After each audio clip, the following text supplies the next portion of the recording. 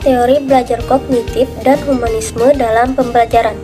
Teori kognitif dikembangkan oleh Jean Piaget, seorang psikolog Swiss pada tahun 1896 sampai 1980.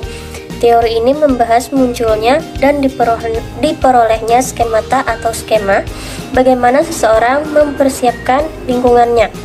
Menurut teori kognitif, belajar adalah perubahan tingkah laku yang bisa diamati. Asumsi dasar teori ini adalah setiap orang telah mempunyai pengalaman dan pengetahuan dalam dirinya. Pengalaman dan pengetahuan ini tertata dalam bentuk struktur kognitif. Menurut teori ini, proses belajar akan berjalan dengan baik bila materi pelajaran yang baru beradaptasi dengan struktur kognitif yang telah dimiliki oleh siswa. Sedangkan humanistik lebih melihat pada sisi perkembangan kepribadian manusia. Pendekatan ini melihat kejadian.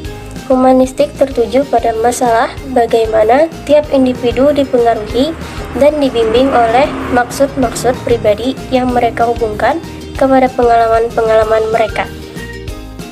Prinsip-prinsip belajar dalam pencapaian tujuan pembelajaran. Terdapat berbagai prinsip belajar yang dikemukakan oleh beberapa ahli yang harus dipertimbangkan oleh seorang pendidik dalam melaksanakan pembelajaran. Batwell 1968 mengemukakan 10 prinsip belajar, yaitu sebagai berikut. 1. Prinsip kesiapan atau readiness. 2. Prinsip persepsi. 3. Prinsip tujuan. 4. Prinsip perbedaan individual. 5. Prinsip transfer dan retensi. 6. Prinsip belajar kognitif. 7. Prinsip belajar afektif. 8. Prinsip belajar psikomotor. 9. Prinsip evaluasi. Dan yang ke-10 prinsip motivasi atau motivation. Klasifikasi teori belajar dalam pembelajaran. Teori belajar merupakan konsep-konsep dan prinsip-prinsip belajar yang bersifat teoritis dan telah teruji kebenarannya melalui eksperimen. Teori belajar itu berasal dari teori psikologi dan masalah situasi belajar. Teori belajar merupakan salah satu cabang ilmu deskriptif, sehingga teori belajar berfungsi menjelaskan apa, mengapa, dan bagaimana proses belajar terjadi pada peserta didik. Dalam teori pembelajaran, fokus diarahkan kepada bagaimana pendidik dapat mempengaruhi peserta didik agar terjadi proses pembelajaran. Secara garis besar, menurut Gladler, pada tahun 1991, teori belajar dapat dibedakan menjadi 3, yaitu conditioning theory, connection theories, dan insightful learning.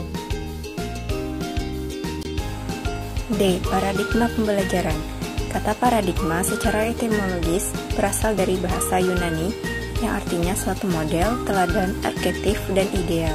Secara terminologis, kata paradigma adalah konstruk berpikir berdasarkan pandangan yang menyeluruh dan konseptual terhadap suatu masalah dengan menggunakan teori formal, eksperimentasi, dan metode keilmuan yang terpercaya.